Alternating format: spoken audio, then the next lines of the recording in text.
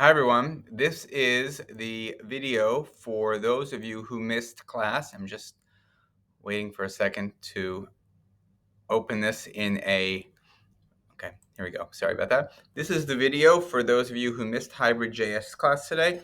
Of course, remember you're supposed to submit to Jewish Studies. You're supposed to submit this to SLite, all the answers, SLite at tarbut.com. I wanted to tell you, if you're listening to this video, then you weren't in class on Wednesday, but please know this, that class for next Wednesday is canceled because you will get credit for coming to on Thursday to school at not at about at 7:50, please, at 7:50, and we will work from 7:50 in the lower school. We will wish everyone a Shana Tova with shofars and with honey sticks, and then we'll walk upstairs and do the same for cars coming in to school next Thursday. So again, there is no video next Thursday if you're not in class. There's no class on Wednesday.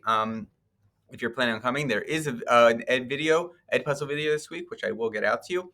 But class credit is gotten by coming on Thursday to our Rosh Hashanah send-off.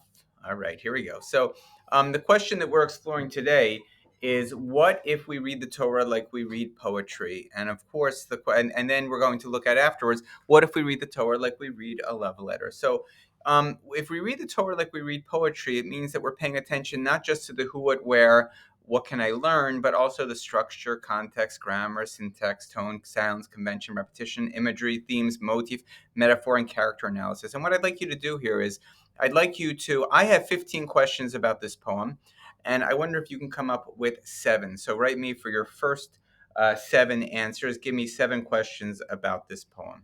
Right, and after you're done that, I'd like to go over some of this myself. So my first question is about the context. So let's first read. So read first this and read the next context. And so this is all the context of the story itself, and you can go back on the slide if you need to read it slowly. But really, my question is, Dan Pagus uses biblical names. He could have used modern Jewish names or other Jewish names in general, but he doesn't. He uses the names Cain, Abel. He uses the names Eve, and uses in some way references Adam, the first person. So why, when writing this poem, does he use that? Why does he use Cain and Abel?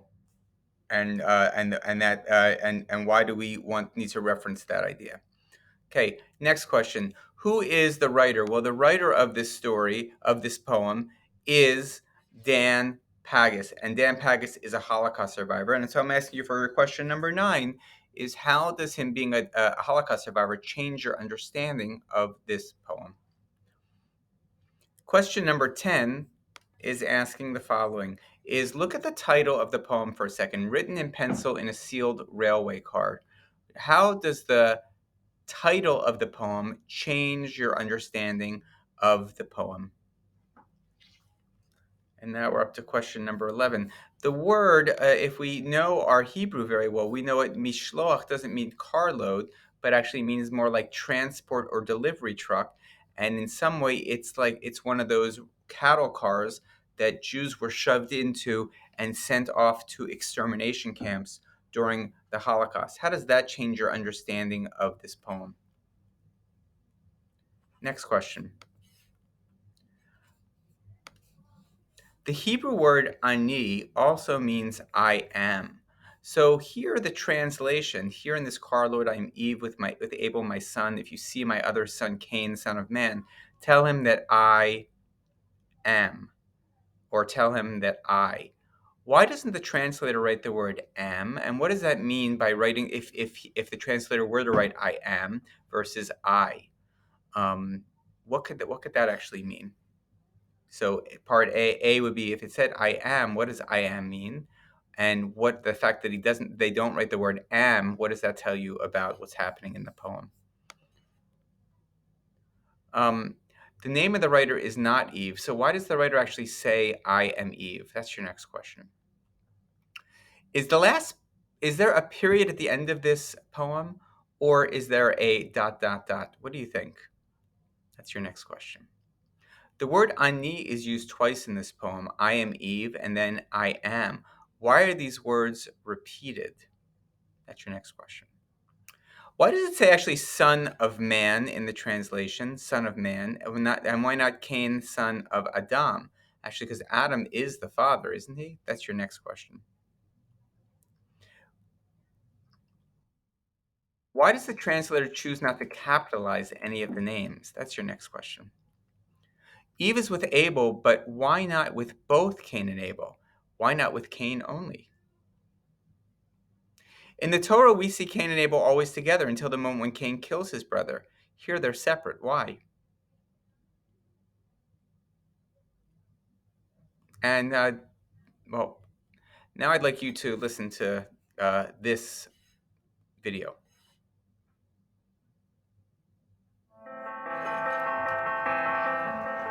Dan Pegas was born into a Jewish family in Bukovina, Romania in 1930 and died in Jerusalem in 1986.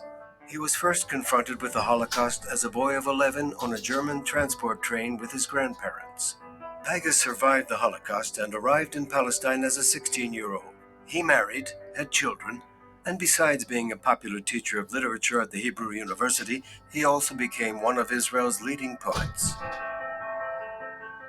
Here in this carload, I am Eve, with Abel, my son. If you see my other son, Cain, son of man, tell him that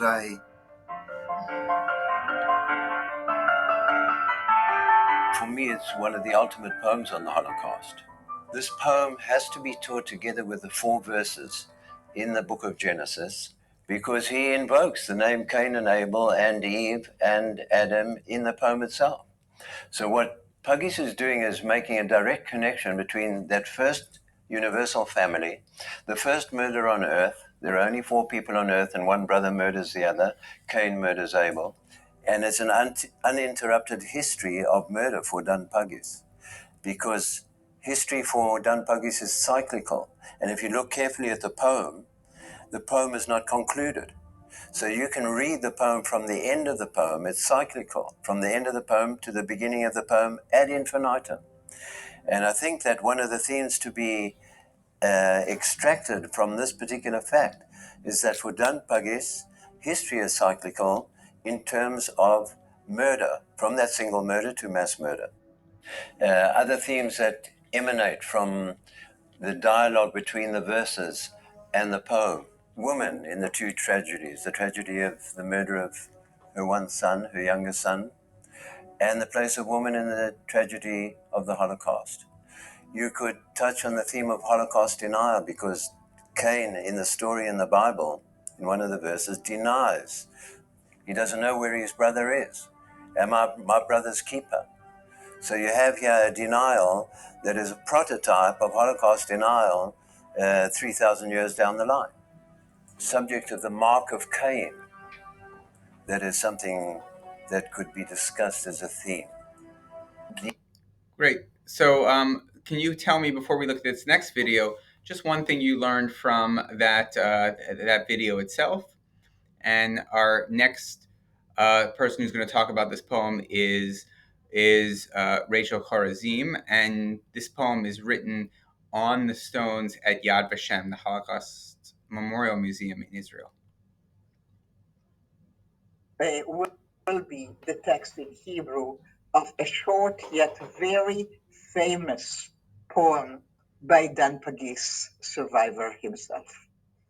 It is called Written in Pencil in the Sealed Car.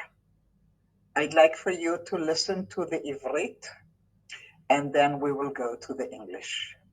כתוב בעיפרון בקרון החתום. כאן במשלוח הזה אני חווה עם הבל בני, אם תראו את בני הגדול קין בן אדם, תגידו לו שאני. Written in pencil in the sealed car by Dan Puggies. Here in this convoy, I, Eve, with my son Abel, if you see my big son, Cain, son of Adam, tell him that I, and in some translation, the M is added. Only in some translation because the Hebrew doesn't have the verb to be, and the I alone in the Hebrew is what Dan Puggies had written. I have been known to take half an hour to teach this poem, which I obviously am not going to do today. So I'd like you to pay attention to the following.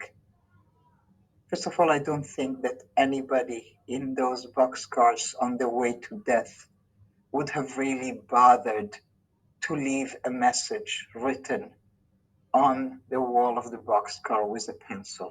I don't even think that a pencil would show on the wooden wall of the boxcar. I think it's a fiction, just like the voice itself, because it's built on the Cain and Abel story. And in the biblical Torah story, nobody tells us that Eve or Adam had chosen sides between their two sons. But Dan Pagis says, I don't know about that Torah story. I know about my story. And in my story, Eve would have chosen, and she would be in the boxcar with her son, sending a message to the other one who is outside. So Eve is talking to us from the convoy with my son Abel, and that's fine if you read English, but if you read the Hebrew, it's Hevel, which is the original Hebrew name of Abel, but also Hevel Pe, the breath of your mouth in the cold weather when you can see it. So in the Hebrew, there is two images actually, the biblical one, but also the mother who in the darkness and the so many people are not being able to see is hanging on just to listen if her son is still breathing, i.e. with the breathing of my son. When that is established, she turns to us, those outside of the boxcar. If you see my big son, so she does take responsibility for the other one, for the Cains, for the murderers. The Nazis, unlike some writers have called them the Nazi beast, no, says Dan Pagis. That's an insult to animals. No animal does that. Animals kill for livelihood, not for ideologies. The tragedy of the Nazis is that they were human. And it is possible for humans to become Nazis.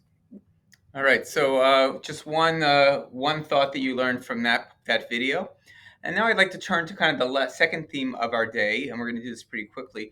What if we read the Torah like a love letter? And I want you to look at these two scenarios, and I want you to find for me like 2 or 3 differences between the two, and you can think about the differences of you as the reader of these two scenarios, or how you're reading might be different or might be affected by the scenarios themselves. So give me 3 answers to that. And the final piece that I'd like you to think about is, if you think about scenario 2 as the Torah. Scenario 2 as the Torah, not as far as your father is dead, not as far as God is dead, but if you think of the Torah as something that's small, something that is relatively limited in scope, something that we need to look at and use to live by, to understand who God is, to understand ourselves, we begin to get a sense of why it is that, just like the reader of scenario 2's letter would read it over and over and over again, would read it intensely, would read it trying to uncover and unpack each and every word, why we would do the same when we're studying Torah. And the final comment is, this is by a Mishnah teacher of mine, or a teacher of mine in rabbinical school, named Eliezer Solomovich. And he said the famous line, God is not a blabbermouth. Can you help me understand, in the context of the Torah as a document, what is he trying to say?